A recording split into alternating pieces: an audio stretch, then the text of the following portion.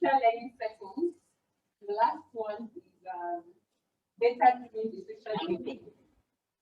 So I'm going to start with this one when we have more to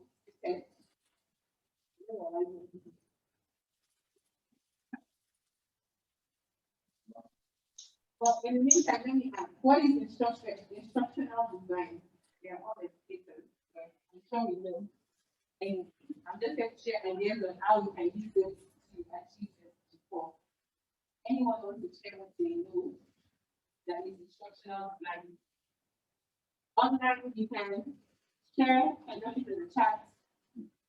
If anyone wants to share, please, you can unmute and share with us. Instructional design, what do you understand or what is it?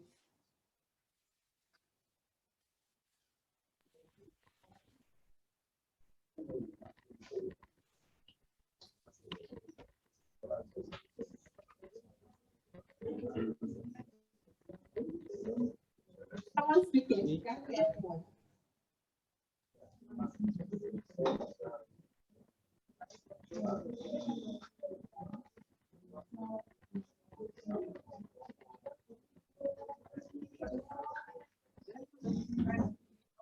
We can't hear anybody.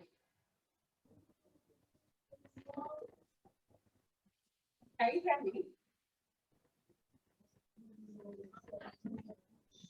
I can't see the chat because I'm sharing my screen, so just speak.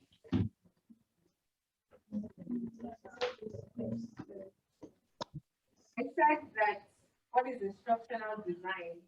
But this is really the lifetime one of the biggest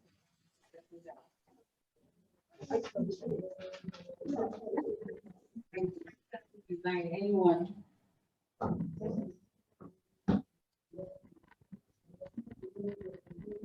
Or here? There's someone here. You can read right now.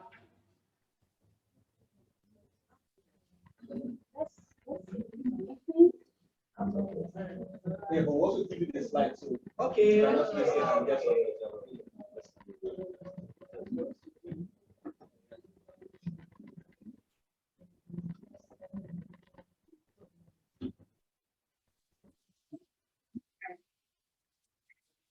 I think people learn in the board is evolving behavior or about the behavior. So the together to ensure that the goal or the learning is achieved. It could include the material, the theory, the process, and the instructional material itself, and type evaluation.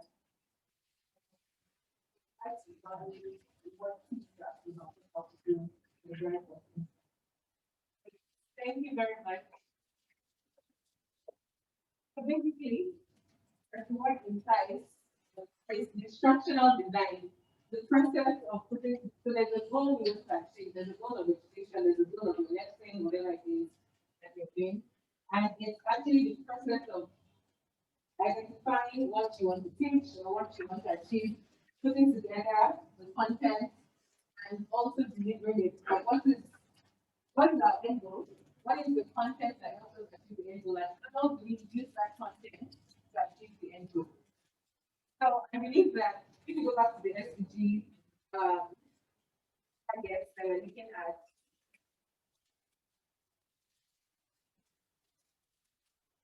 for us to substantially increase the number of young people that have relevant skills, we need to intentionally design our instruction for the way. Yeah, we have the curriculum. Yes, we cannot change the curriculum, but we can change the way we actually deliver that instruction. We can find a way to include what we want to achieve or adapt what they are saying. Okay, so we should teach.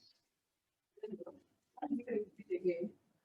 So that's where they tell us to teach Android. And the curriculum is just full of what is agreed, types of agreed. But then the children need to know more than what, like for them to really develop skills, they need to know more than what is agreed and types of agreed. They need to completely understand. So it's just like a small part outside your classroom. Yeah, you can bring context. So like my auntie actually has this uses pure watermelon plants like me and maybe. And and just lying outside. That is a farm. It's actually not a real farm in the sense we don't need land these days.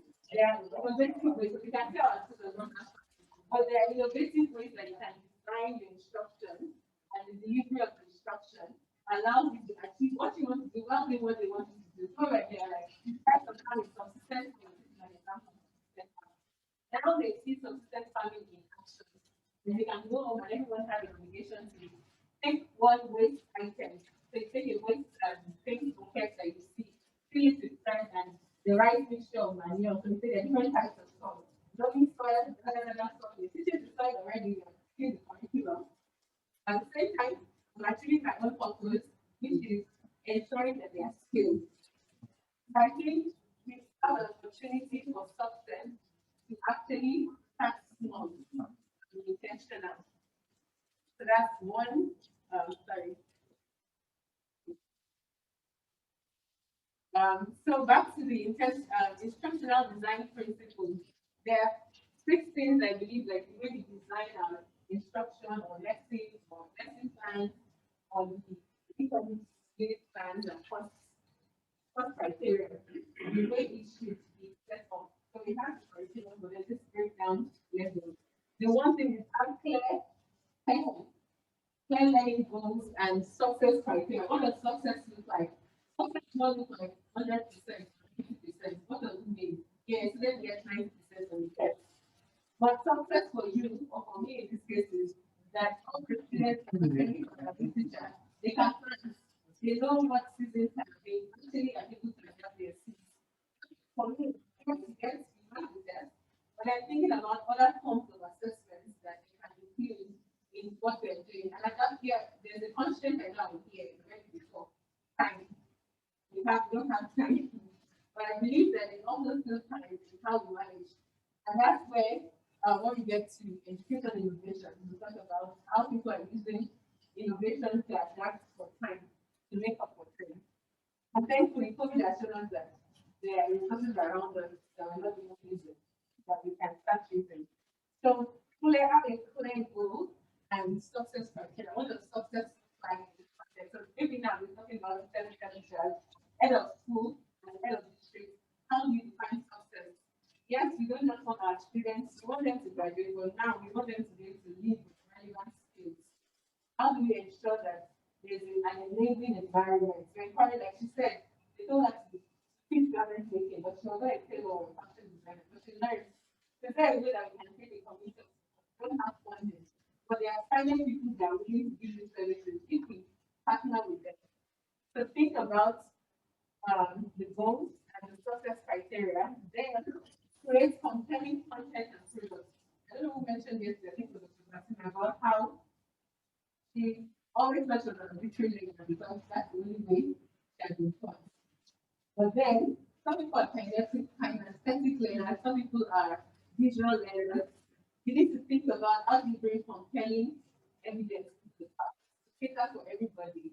That sound that's always failing, maybe because you can't hear you from the back, or he hears and forgets. But if you draw it, if you tell him to draw what he heard, and so some people they take notes by drawing, you think they're playing, they're doodling.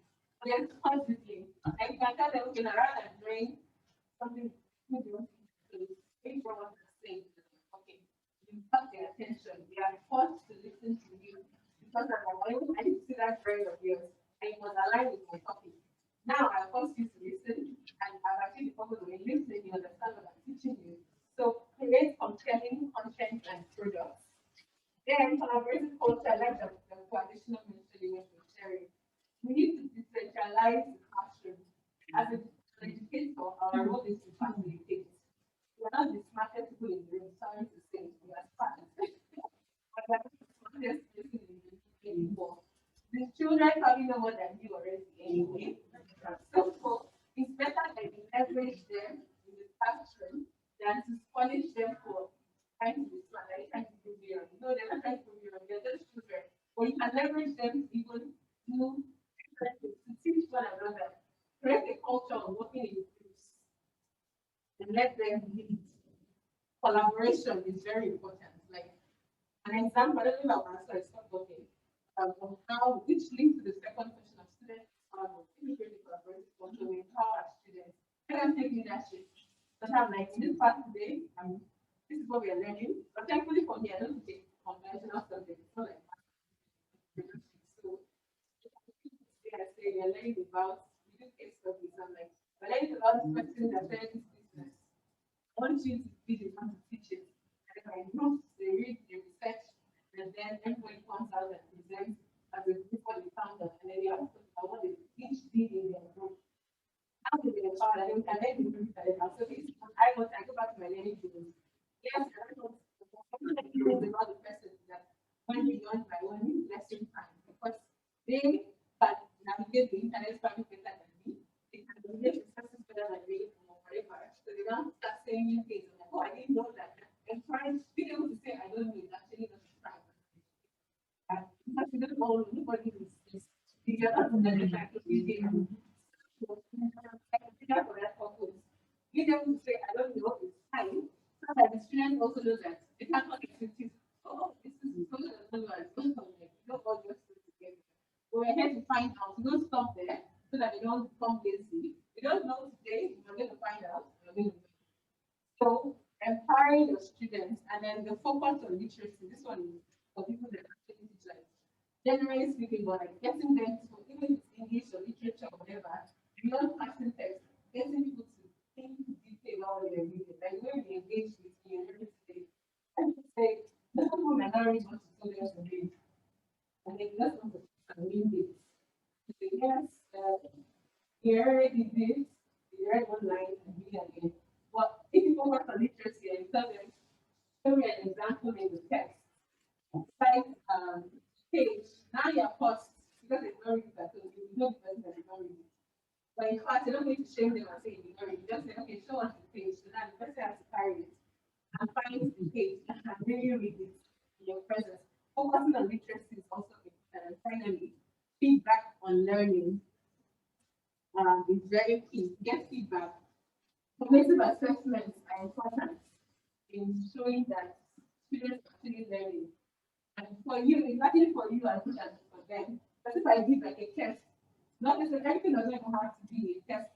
So bring out the sheet of paper. That's very scary.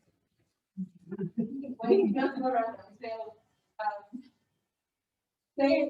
these two things that stood out for you. They're tested already, or it's probably the person that won't write down. I'm not just asking you.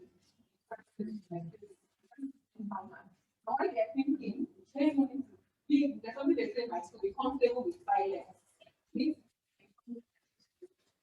comfortable with silence. What I'm saying is, when you ask students a question and they are quiet, that's the question becomes awkward. We have to be able to do that. Nobody wants to talk. Nobody wants to talk. And maybe this person to talk, but then you actually want to find out if the person has also learned something. So it's important that you wait for them, so we'll come back to you. It's not an escape from me, so we'll come back to you, but let them think. They will not come back to you again. So now you part time, you like to hear your expression. So that's that one, feedback on learning. What's the time? So maybe that will cost take our tea break. Yeah, 5 minutes. Should we start tea break now so that you don't cut in between again? Yes, okay. Can we pause together? Let's take tea break now and then we'll come back. Okay, let's take tea break. You want to hear from me, buddy? Yeah, let's hear. Tea break, we'll do tea break now briefly, then we'll continue so that the answer the right time. Ready? Okay, if I don't, tea break.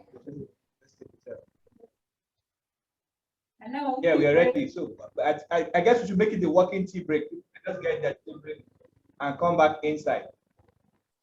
Okay, we're going to go in now. The break is coming. Yeah, so we're getting. Yes, we are going for tea break too. So go. Let's go. Okay, and now they're bringing.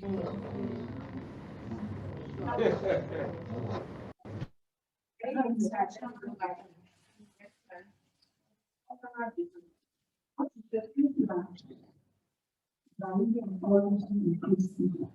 And this is completely individualize the emotion plan of every child in our town. I'm checking the fact that they might not go home at the same place before. The type of things that are empty. So in that case now, example, in that case, let me go back to that and read. If we are going to be talking about planting, we discover that while some are different planted, some students are not even how to go material and that's your place. Now I'm asking this question again. We did not be that soil will be faster than some and cannot achieve this impact for everybody. Thank you, but anyone wants to contribute that? You get a question. Okay, I'm asking that next time.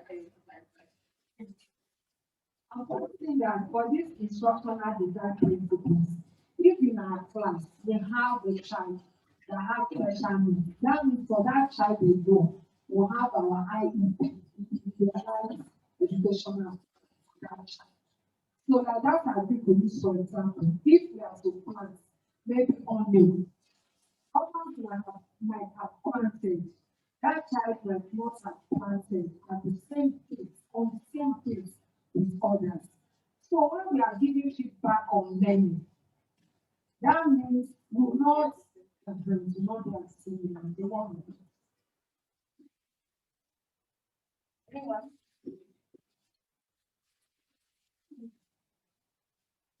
How we well, the whole world is six times the top. If you have one, in the most and so that topic the country rated.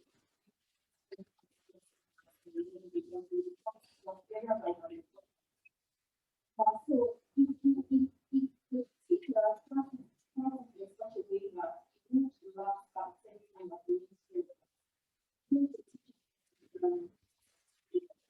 or any of the things around this and your knowing the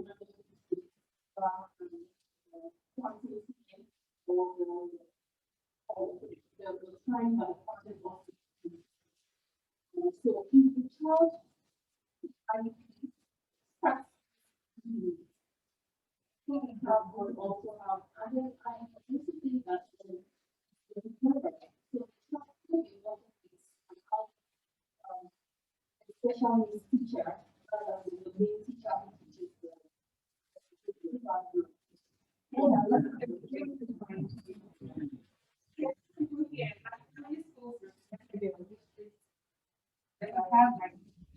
they mix up students with different, so like hearing different students are in your, or different disabilities are in your mainstream classroom. Two, do you have any questions? Other forms of disabilities in the classroom activities are mainstream. Not IEPs, one is 50 students, all of them in the school. And they have their teachers taking them. When they are taking them, they're not mixed with the others. We have them in the class. The first over there, the first over not taking the class. And so they are being attended to at their level like that.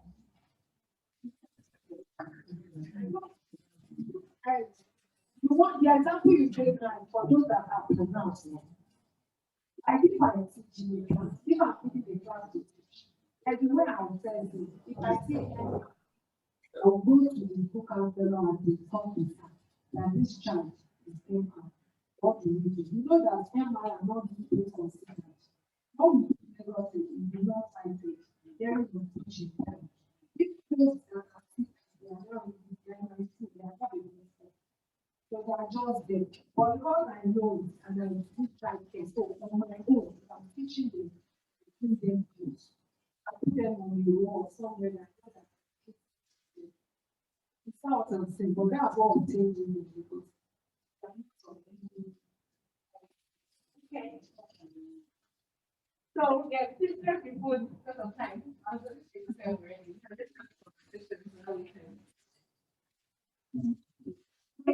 So I think actually the rest of the question around like which I think is there is because there is an IT, they already have to try to and remember back on legacy I don't know if they are I don't know I think that's something like that.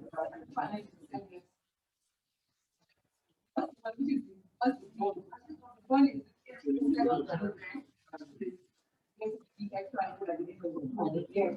when they do it, by the end of the day, how we get there, letting them push that.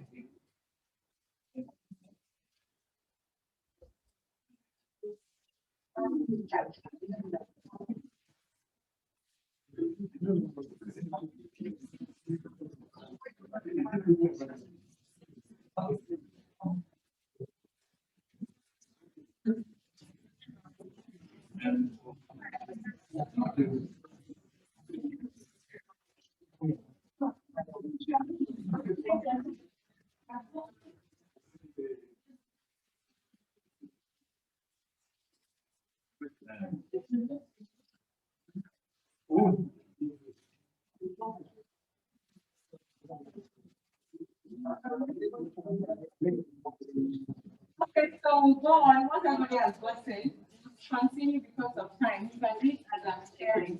Fine. We'll just check that we are back.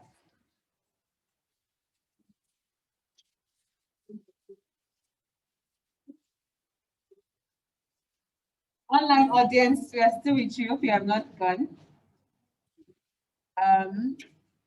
Okay, but it's back. So as everybody just settle down, let's continue because of our time. So the next thing, another opportunity for success that I see is education innovations.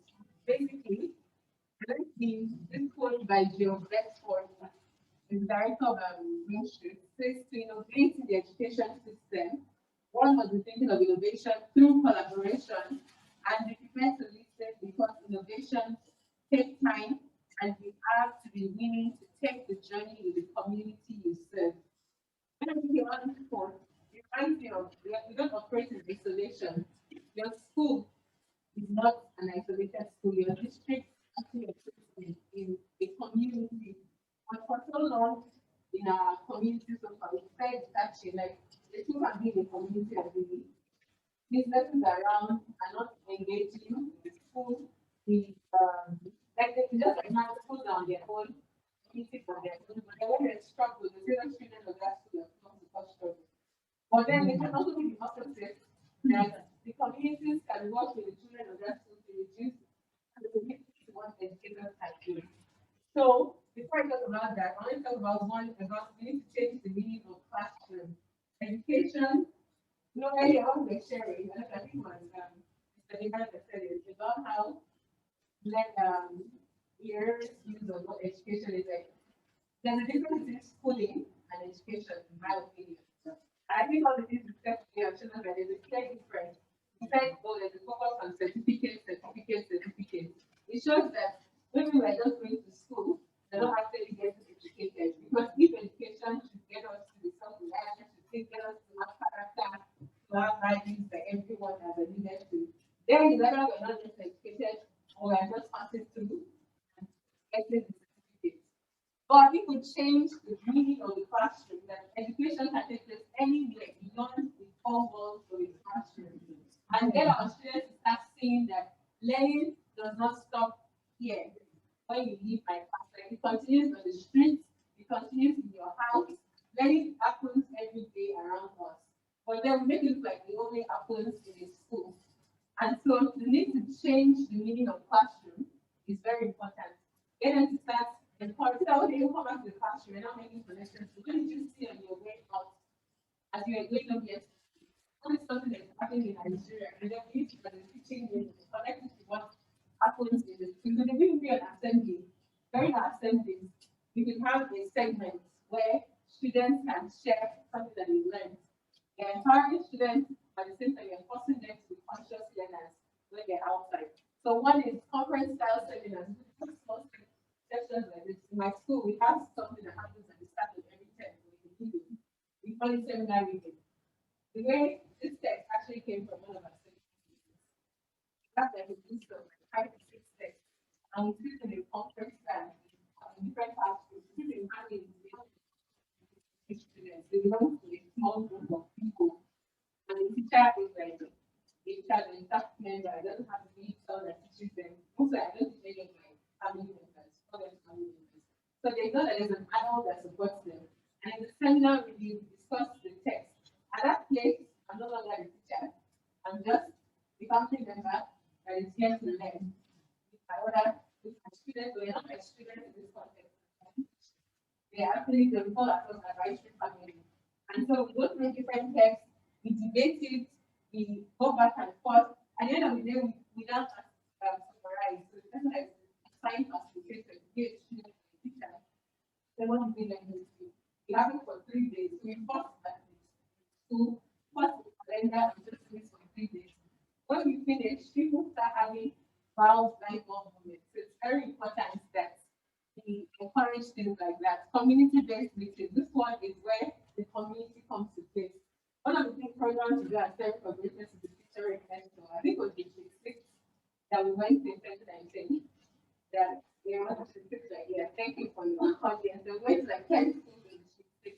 So students just engage with students, bring people that are in our own community to come and speak to students. So find room for them to have that experience. So they're not only seeing their teachers every day, let them also see other people that help them see that what the teacher is saying actually makes sense. Because then I said it every time, you take it from me that we try and be open-minded in our school for everything. When we bring an entrepreneur from outside to talk, there's a way that everybody just comes alive. Because now there's not that person every day. They see me every day. This other person, it sounds like a great goal. Like that's better. So have such meetings planned into your program in some ways. And then I like this sports one because we do sports, but we realize that sports is actually an opportunity for learning that actually increases what they're learning. And there's I don't think I explained it because of time, but there's a company in South Africa that's using sports to teach math. And I'm going to look for it and share before we close. They use sports to teach literacy. But then like when they're passing the ball or when they're doing like trainings and all those things, they start getting them to talk about the literacy text that they're learning or their math, for example. So they found a way to learn their interest in what they want them to learn. Including different things, or math, basic math skills, while increasing their analytical and critical thinking skills at the same time. Then I know that when we see innovation, the first thing we think about is technology. But technology is not the only type of innovation. Or technology does not mean that is only innovation. Like innovation is changing the way things are. Even technology itself is not just computers in that sense of the internet. Technology is finding a new way of doing things that is more efficient and that is better improved. So it will be all of these things they're saying are forms of technology, quote unquote. But we need to find, but now in this context, I'm talking about actually the computers, the internet, and all of those things. So we could say our children of these days are getting addicted to the internet or to computers. But some people don't have access at all. So how do we find that balance? For the ones that have access, how do we ensure that They're not using it to impede their thinking. So now everybody just Googles. They don't actually pause to answer, to actually think of the answer. Don't say fine, it's fine, okay, you can Google it, or can you analyze the Google results? Because it's not everything on Google that is true. Like I tell my students, if you tell me A, I'm like, you can have two sides of an argument, and both of you find resources on Google that support your argument. So like it was a similar argument, we're talking about water is made of this water is this is the chemistry student, I don't have a conversation with them. So they said, oh, let's Google it. Ice is made up of something, something. Okay, fine. Then the two things they said, the person that said it was mostly water, the one that said it was oxygen or whatever. They both quickly found articles that supported their case. I think it's still use them to be a critical thinker.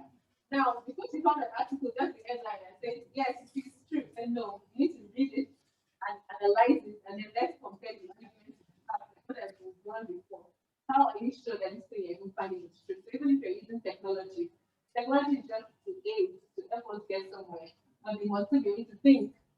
Thinking is the only way that we can be able to constantly learn. So someone says this is good. Is it really good for me? Like they were going to pause and come to that conclusion themselves. And then finally get local support, which goes back to the whole community thing. Let's use our community. I know that some people are coming to respond to school NGOs thing, but then at the same time, there are people that have good intentions, they just want to serve. You need to find a way to see through and allow local support. It's helping us achieve our work because we can't do it on our own. Like, we can't achieve all these things. It becomes a burden on educators in the school system alone. Let's include the private sector, let's include other local support basically, find ways to bring benefits. If you're online, I hope you can still hear us. I want to show a video of so one basic education innovation that I like that I like that we should introduce all the time in the school system or even just generally in life is design thinking. It basically is a way of approaching problem solving, the human-centered approach. So before I play this video, I'm going to ask you a question. Who is the most important client? Who is the most important client in your school? If I don't, let's hear from you, so don't feel left out. Can only in your school or your district, who is the most in education? Who is the most important client? Who is the most important client? Okay, let's hear it. The student. If I don't say the student.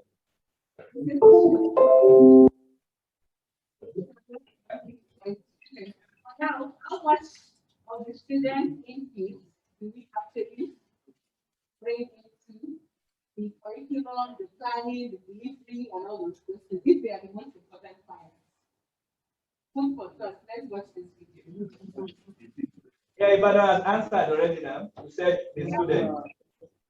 Yeah, we said we like everybody in Ibadan. Lagos are in agreement, and I hope the online people too say students. I'm asking you, Ibadan, as well. How much of the students, you're supposed to listen to your clients, to take feedback from your clients. So how much of them do you include in your planning? That's the question. We're food for thought. We don't need an answer yet. We'll just watch this video. Child has the right to graduate with an I can mindset. When you meet a child anywhere in the world, they go from crawling to standing to running to thinking to laughing. And just when they're telling the world, look at me, I can, we send them to school. Right? And we say, oh, you can run? Sorry, you have to sit down. You can think and talk. That's wrong, you have to listen. That is what I encountered firsthand with my child.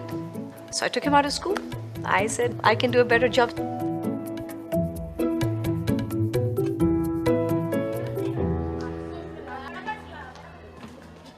So when I took him out, I don't think it was with the big story of changing the world or, changing education and all of that. It was just my child. And at that time, I was running a design firm. The fact that I didn't come from education, I was not bothered by the size of what I was setting out to do. So that's really what allowed me to be audacious.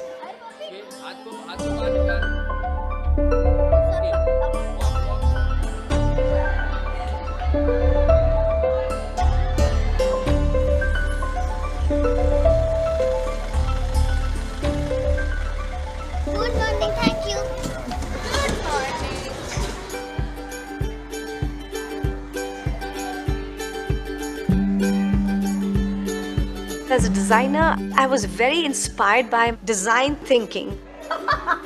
So to start by questioning the status quo is what design thinking tells us to do. It starts with empathy. It starts with the user. Who is it for? What does success look like? Okay, and then what should I do to ensure that I achieve it? So for the longest time, education has made the parent the primary stakeholder. Parent wants exam, parent wants homework, parent wants this. The children became incidental to the program. When you put the child back front and center, they will shape the story. So, good morning everyone. It's time for the shout outs. Our children became our designers right off.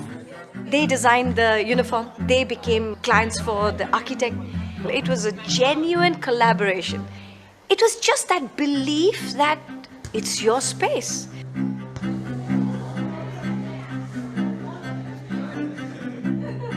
We are crafting the final curriculum. We want you to graduate with the idea of I can.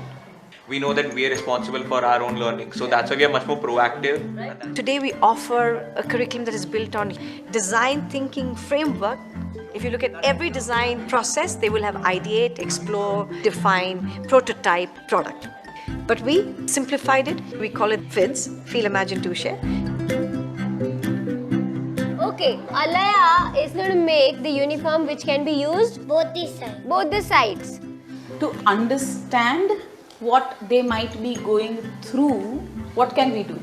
3, 2, 1, go! Keep going, guys, keep going, keep going, keep going, keep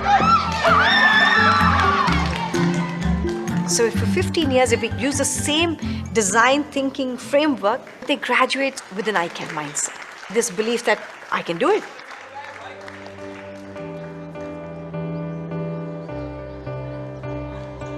So I think that idea of questioning the status quo is what we need to do in education. We don't realize that the choice can be us, that we are who we've been waiting for. That is the mindset we owe our children, so they shine and they thrive. That's what I want to give to every child.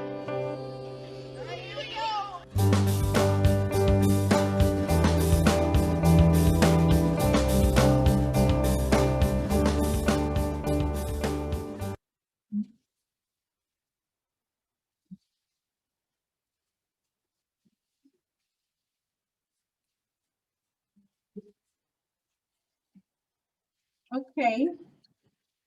Any thoughts on the video? Any reactions?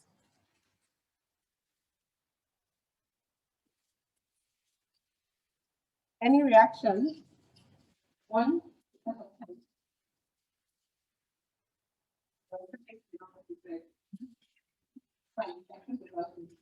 If do you have any reaction online, anyone wants to say something? Go ahead first, please.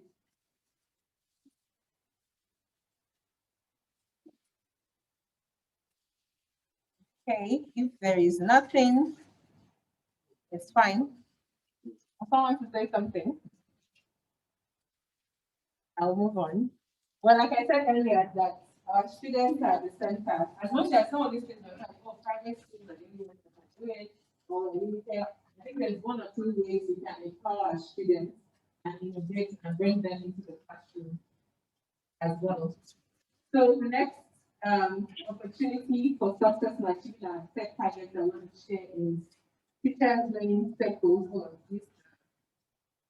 Let's move it back. Learning circles.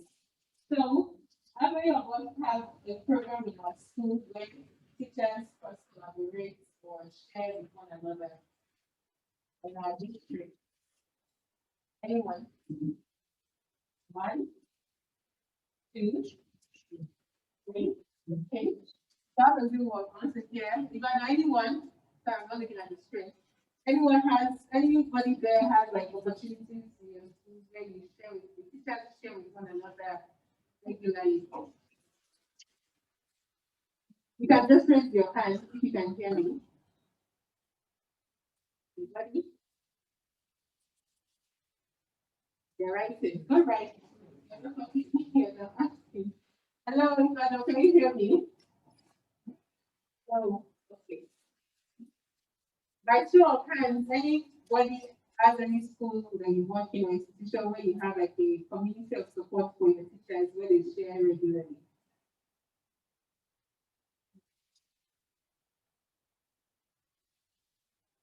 All right, well, we'll wait for them. So, what do you guys do? Let's hear from the people that raised their hand. Good morning, everybody. My name is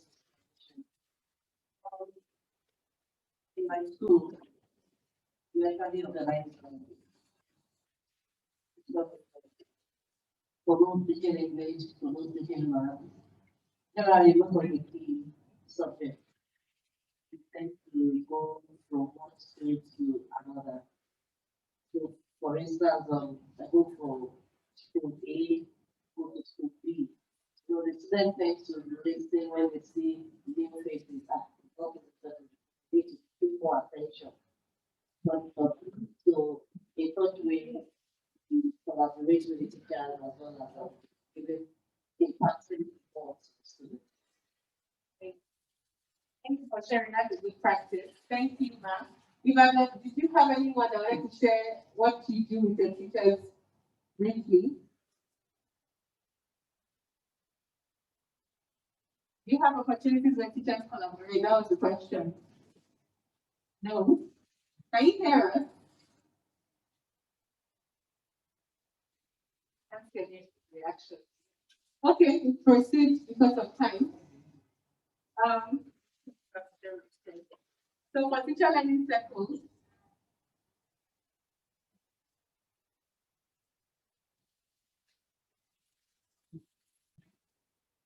one way that example is by pair observations. Dr. Fatima mentioned it. In our school, what we do is we have triads, so they put us in groups of three, and we go to each other's classes to go and observe. But then this year they going to introduce another layer to it called descriptive observation. Descriptive observation is a process where when I take a person, not just find a weak point or to say it was good. Because you found out that good is very subjective. What does it mean? When I come back and I write my book and say, oh, Busala was a good teacher. The students were good. How do I learn? Because the point of observation is to help the teachers to learn from each other.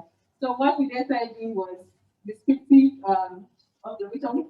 When I come into your class, like I can help, if I ask maybe Mary is an observer, she needs to write everything that I do as much as she can. Say, when you started the class, you said this, moved around, I saw you move around, I saw some students, what did she see? Then we'll then debrief it.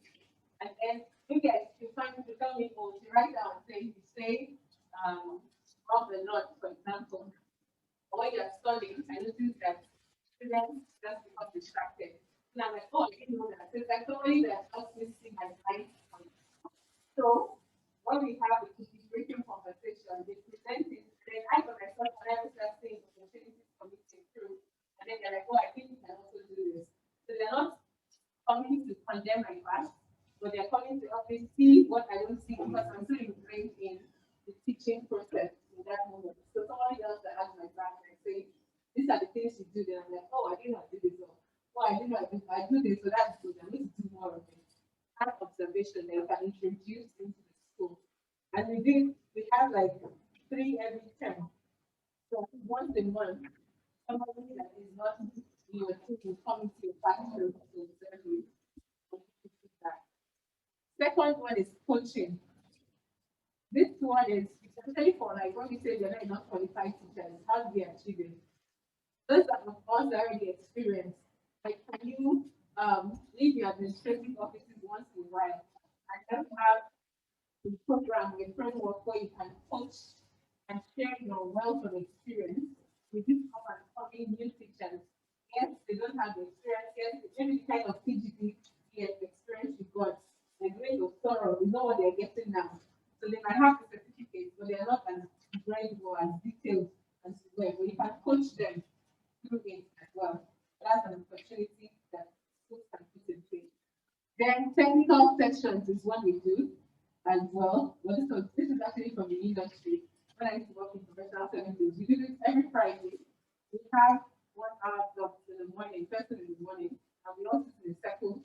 And one of us is new tomorrow that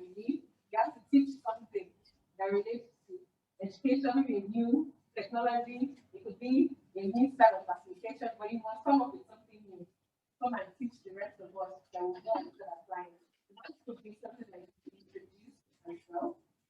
And then finally, communities of practices, or practice rather, which goes back to the topic of teacher learning circles. So similarly, what you were saying, like how say all the math teachers are in one group. But beyond just going back and forth to each other, we have opportunities to share. We have maybe a WhatsApp group where all of us are there and we can actually say, "Oh, this is something I read recently, I put it there." Or maybe I'm struggling, maybe one of the top students in my classroom. We can go to this community and say, I have a student that no matter how I try, they're not learning. So maybe she's there. She's like, oh, have you checked in with the school counselor or the school psychologist? Maybe it's how that's what I did in my case. They're like, oh, I didn't know about this. So there's a platform where you don't feel know that beyond just that meeting where it's like maybe KPIs that how many students came to class, you take attendance, all those kind of conversations. It's just like I'm bringing my volumes to and the fellow teacher that has probably gone through that before, or has read something somewhere, I think a training like this and say, oh, we learned this, you should try it as well. So that's what communities of practice are for. Okay, I'll hand over to Ibadan now for the last one. Data-driven decision making. Over to you.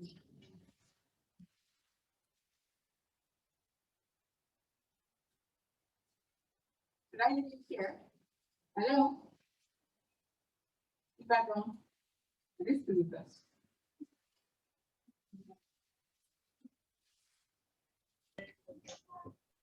Hello.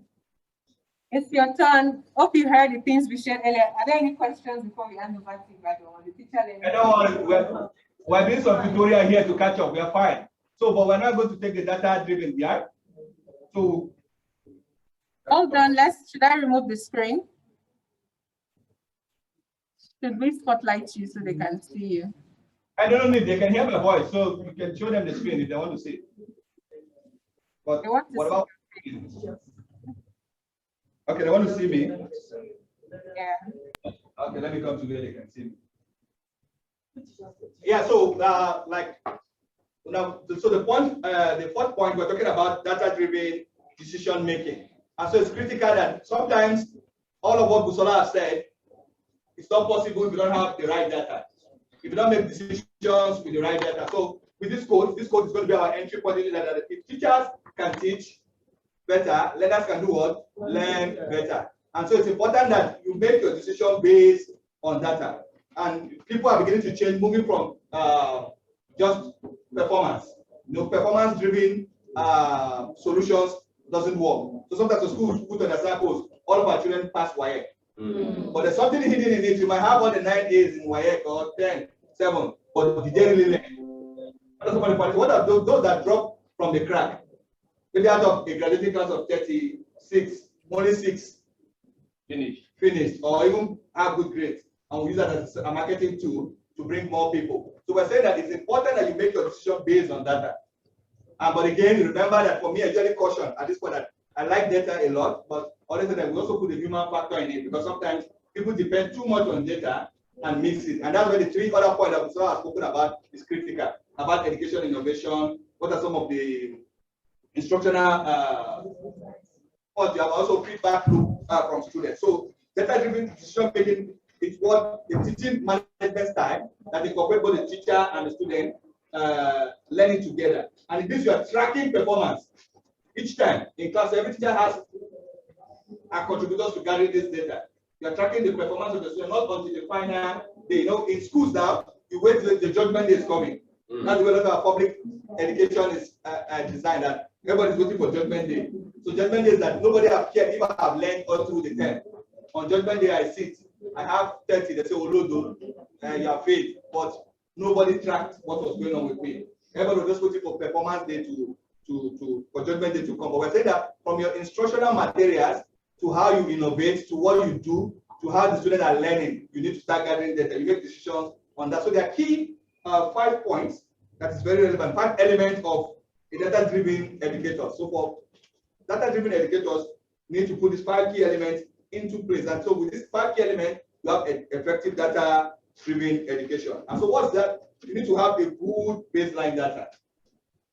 When a semester is starting, what is your baseline data on each of your students, on each performance? And I heard Ursula spoke a lot about how some of the work she does in Johannesburg with ALA and how they track students. So when people come into your class, you know, and that also can help you do what does success mean. So let's say somebody comes into your class, you don't know this, and you're tracking them, and by the time they graduate, they're leaving your class to go to the next class, you've been able to track. So what baseline data do you have? Do we like data? You know, sometimes, you know, in this country, we really say, oh, we don't have data, but thank God for the Bureau for Statistics. They need to help us to have a lot of data, but you can also generate your own data in your class. You need to spend time in generating data in your class. So please, what baseline data do you have on each student? How do you want to maybe have a meeting, a conversation with them, know what they're struggling with so you can track it? Then the second thing you need to do, you need to have measurable instructional goal. So what are you measuring? You need to know what you're measuring. Remember, once you're designing your content, you know how do you measure it. So you need to have this measurable instructional goal. You set it for each term or each week. You can do that each week. We know it's difficult, but you need to do it. Then you also need to have frequent formative assessment. Number 3. Yes, number 3. 3, you need to have frequent formative assessment. So don't wait until judgment day, right? Until you do that. You can have and make them sometimes you don't even need to record it. It doesn't need to be part of their grade, their final grade, but how frequent you just assess what they're doing, assess what is happening, and you do that. Then professional learning communities, and which is what Priscilla spoke about, the learning cycle. What professional learning communities do you have? Are you part of it as teachers? You even create time to meet among yourself. And that's how you do it. So we're going to talk.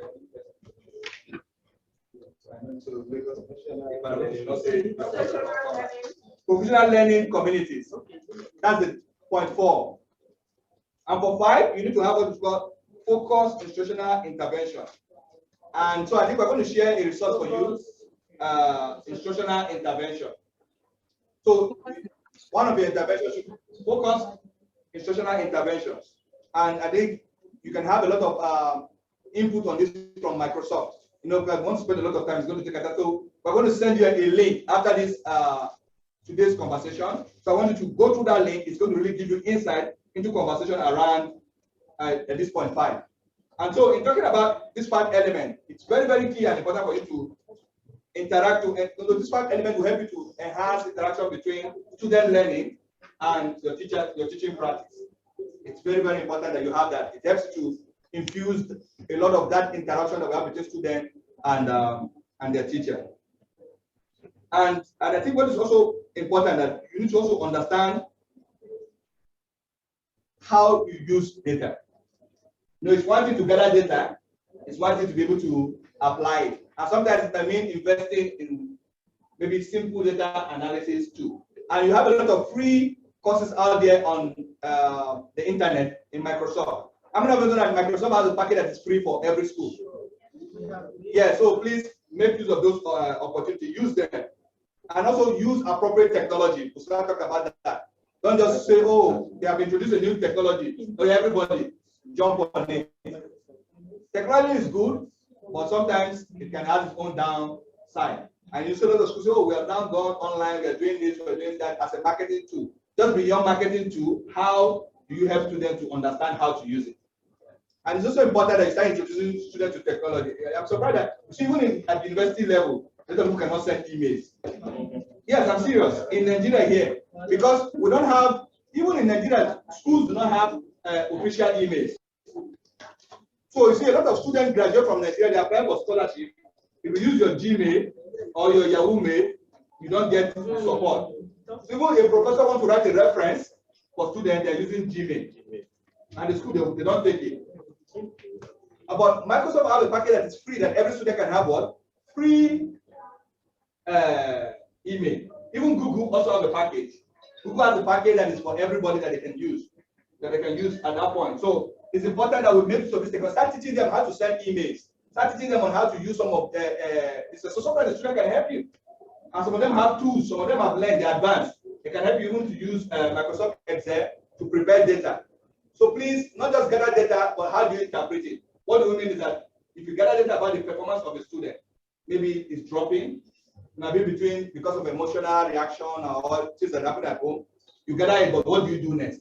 You need to interpret it. Okay, is it because AYC is making the student to perform this way? Then you also need to know, do you guys refer the student to guardian and what? Counseling, or is it just to call the parents and have a conversation with? So it's important that we invest in data and don't just make decisions just based on data alone to try to incorporate emotional part of it, emotional dealing. How do you, in terms of human feeling, human observation, and that's also critical about data because data sometimes can just be numbers, but behind each number there is a face, and that's how I usually tell you that behind each number there is what? A face. And please remember that data-driven education or data-driven decision making does not stop in the classroom.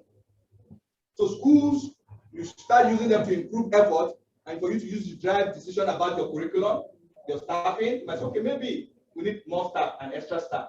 This data is showing that we need somebody that has expertise in AYZ. And so it helps you to make the right decision.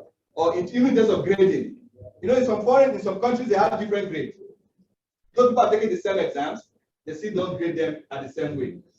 Because their learning path might be different. So if I'm grading a child that I've gone to all of the, and that's one of the, you know, there's a global debate that's going on all these institute tests that will write that sometimes students come from poor background schools, and you make them to take some of these standardized tests.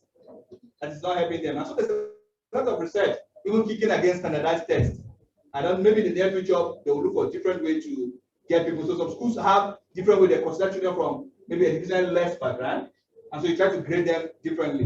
Some people, okay, that's the question of fairness comes again. I say, is it fair? Well, I won't dabble into that conversation today. So in terms of who decides what is fair, that would be the question. Because say fairness alone, and you don't think about the human factor of where somebody is coming from. Somebody has to go and get firewood in the morning. For the parents, go to the store to sell, and still have to come to class to learn. But somebody just have to, the cook is at home to cook for that person to eat. The driver takes the person to school, and you're talking about fairness. So how fair is fairness? So we need to be, it's very, very important.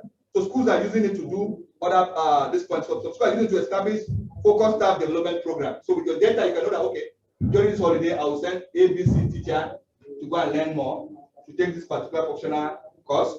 And so by using to allocate money for needed program. Because with that, you know that, oh, maybe we're overspending our sport program.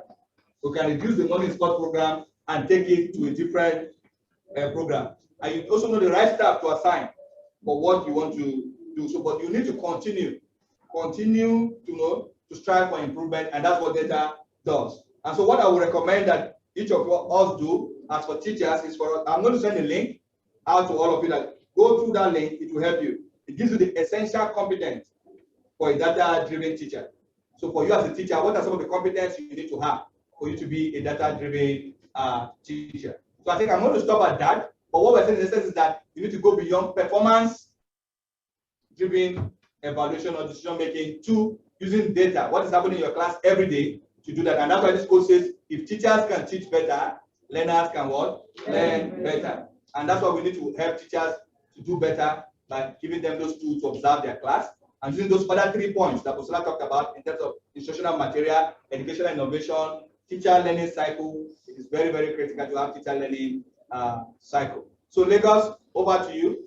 I don't know if there's any question from that side. We can take it around data-driven decision making. If not, it's back to you.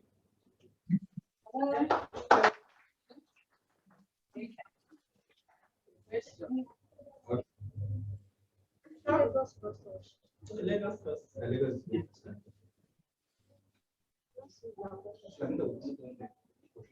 Thank you very much. That was a great presentation. I want to just make some comments about some other things you have mentioned, and especially the last session I think was had. And I think we talked about instructional design. And the area of my interest is where we talk about providing observing lessons and giving feedback. I've participated in some research work, and we found out that one of the key problems we have in this part of the world is assigning people to a role without making them understanding what that role entails. For instance, I found to be corrected. All over Nigeria, people study 1 degree, economics, mathematics, and whatever, or people who go to tertiary institutions, they are trained to teach subjects, but never to head a school. Nobody holds any certification on a head in nursery school, or a primary school, or a secondary school. It's worse in government level, where people get promoted and they head school based on the number of years they spend in the classroom, not minding whether they were competent, they were dedicated, or whether they were good enough. And so that will be a serious factor to make you want to have the problem we have in education presently. So when we talk about test observation, and it's a very big thing, it's bigger than what we can just paraphrase. We have just glossed over it. Observation is not something you do monthly. In fact, if you are head teacher or principal of the school, the first responsibility of the role of the principal or head teacher is to be the academic leadership of that school. What does this mean to be academic leadership? The first interest is to ensure that every child learns. So whatever he does in the school every day, he must ensure that children are learning. So whether there will be need to punish any child during school, what was the vice principal of the school, it was a taboo to punish any child. Of 8 and 2 p.m. You can't punish them, no matter how great the offense is. Because the essence of their coming to school is to learn. And on no parent should a teacher who is supposed to be the classroom to teach, do any other thing other than that. So if observation goes beyond glossing or passing through a corridor, that's what happens in many of the schools, including the private schools. What the proprietor or whoever is coming, they just pass through the corridor and ensure that the teacher is in the class. Everybody knows whether the teacher is teaching. Or even what the quality or relevance of the teaching that is going on in the classroom. So we can never overemphasize lesson observation. Because constructive feedback. There are technical things that head of schools need to be trained properly on. They need to acquire training on it. It's not just to assign everybody to do training. I put it to many of the school heads here. Many of us have like a roster of lesson observation. I must do this class at this hour, and I must do this class at this hour. When I was the head of the school support in here, I made it a duty that every principal of schools under my supervision observe a teacher at least 5 times in a time. If another teacher does not do anything, the principal doesn't do anything in a time, you must observe lessons. And you must be feedback.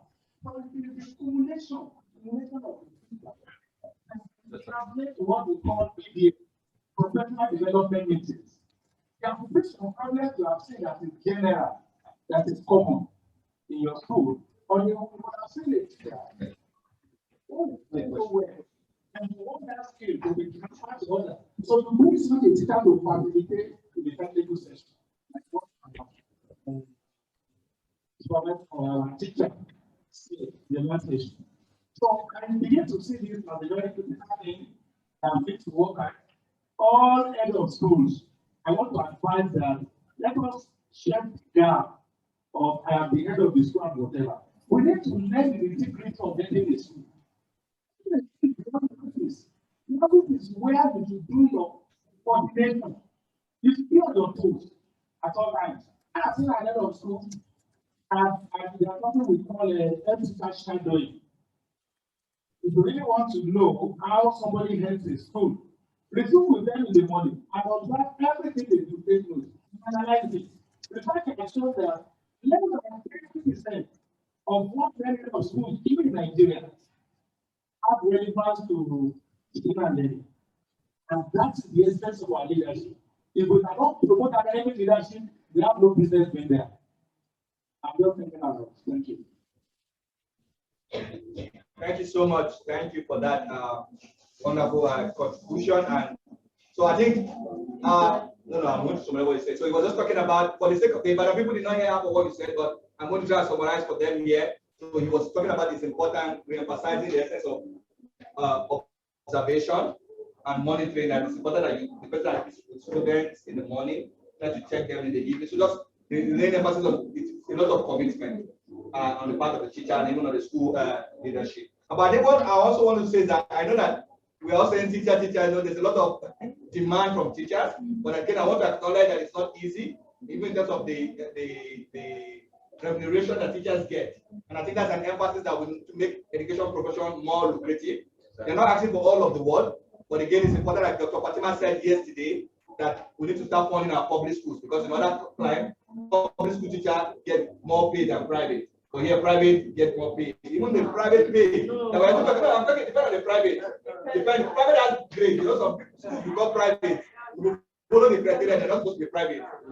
So what we're saying is that we need to have more investment. So I'm acknowledging for all teachers on this call, on all teachers in both Lagos and Ibadan. Well done. Well done. One day we can do better. But in the meantime, we also demand more in terms of how you can monitor your students and track performance. So we're just only going to take one question from Ibadan here, then we can move on so that we can quickly catch up with time and go to the next point. Thank you very much, lecturer, for this topic.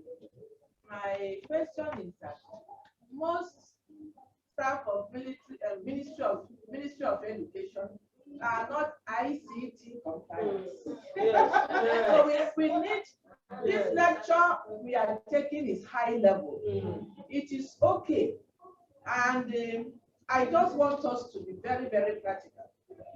Then most heads of schools are not ICT compliant, and most teachers and most schools are not so. So how can they use data to interpret some of the things they are doing? If we look back to public schools during the lockdown, the online learning, I was wondering, I was disturbed. What type of who is teaching who? You can see that even our grandchildren are more ICT compliant than I, as I'm seated here, as I'm trying to catch up with the trend. They keep on updating. They keep on beating me. So until we come to the level of majority being ICT compliant, we cannot use data we cannot be data-driven teachers. But I want us to be data-driven teachers so that we can catch up with what is happening in other clients. Okay, go ahead. Yes. When you were talking about data, yeah, I wanted to say something. Yeah, I don't really want to. No, go ahead. In Nigeria, what the young children know as data is being able to go to the internet, being able to. But I think the data you're talking about numbers. We're talking about records. Yes. So not data to be able to view Google. You actually make data for record, which I feel the local teacher can as well do. Yeah. And so I think it's keeping records. Yeah, okay. Excuse me. Okay, let me take this and take this, then we pass back to where. Okay. I've been able to discover that gap. I've been able to discover that gap, and I'm trusting God that very soon there will be a network I will be working on. And that's the Nigerian Network of Learning Analytics. I told Professor yesterday that I'm writing a paper on it, and very soon it will come so that to encourage educators to get data from students and bring out meaningful information to enhance education. Okay, and let's start for him now. So there's a solution that is coming here. Well, I think when it's out, you should share the same data with the Lagos community and everyone so they can all sign up. So it's creating a platform that can help teachers to come into that platform. But I also wanted to say something on what Bogo was about. yes, there are problems and there are myriad of problems that in Nigeria is a lot, but we need to start from somewhere. And I love what Madam also said in terms of what we're talking about, not just coming online, because they say again is that a lot of children know how to come online, but so that they can even interpret the information they get there. You don't just YouTube, TikTok, watching women tweaking their waist, and that's all. And also, we need to also make the student understand how do you interpret information, how do you use it, because there's a lot of opportunity out there, but they're not using it. They're only listening to music and watching Nollywood, cartoon, and all of that. So I think it's both ways, both for teachers and students. But what we're saying is that there is power in data. Yes. If you use data, you can help both the teacher and the students. So like I said, I'm going to send you a link that will help you become a data-driven teachers that are competent. You know, what relevant skills do you need to acquire? What trainings do you need to go for? So, mommy, you show me. Yeah.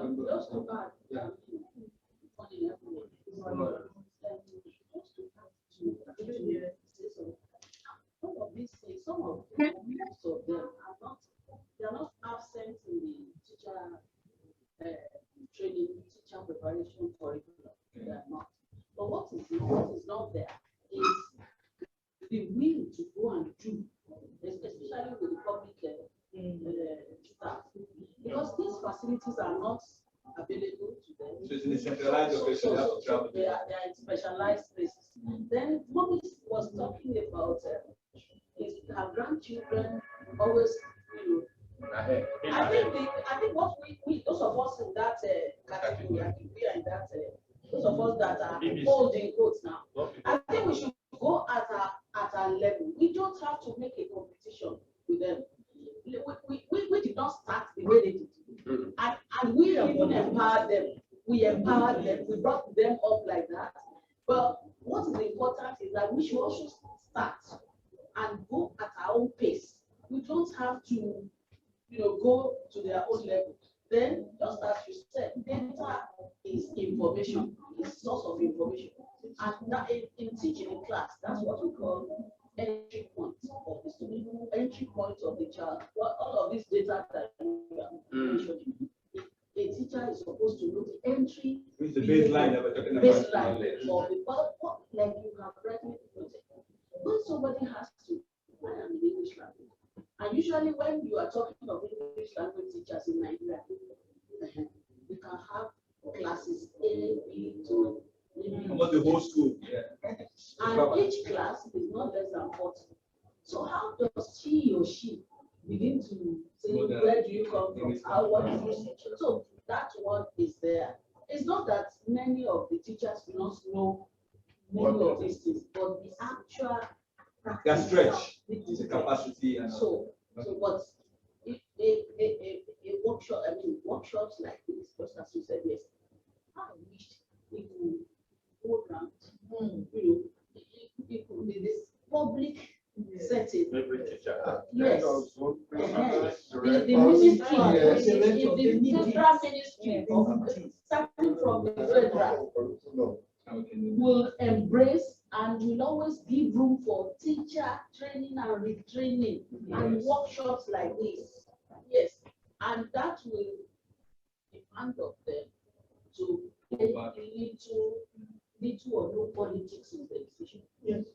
Thank you, and so I think because we need to go back to, we need to bring Dr. Fatima in. Yes. We'll come back towards our group of can say more mommy. So I think so we can give it back to Lagos. The summary of what they just said is that we need to start from somewhere. The other teachers that are there already, just do your best. Don't try to compete with others. And I want to give kudos to Lagos. Like in Lagos, there we have representatives for each district that is in the meeting, and they can Lagos is always showing leadership. And so others take and copy from it, and the federal level can also copy from it. So that we have people from each district and representatives, so they can take it back to their district or to their local government and implement it. So Lagos, back to you. Thank you very much. Thank you for the contribution. I think you're all like, you like the energy and passion that you want to bring today. So we're going to get some time. After let us do a very short icebreaker activity. I'm not just making let's play as well. Oh, what kind of play? So we're going to play a very short game before we bring in Dr. Fatima in 3 minutes time. We're going to break out, but I think Dr. Fatima also has a breakout activity, so we use instead. I think we've shared a lot already, so better stand up and face that. Make sure there's someone standing in front of you. So those who stand still, make sure there's someone directly opposite you. You are for the transgender. Stand up. Find someone stand in front of you.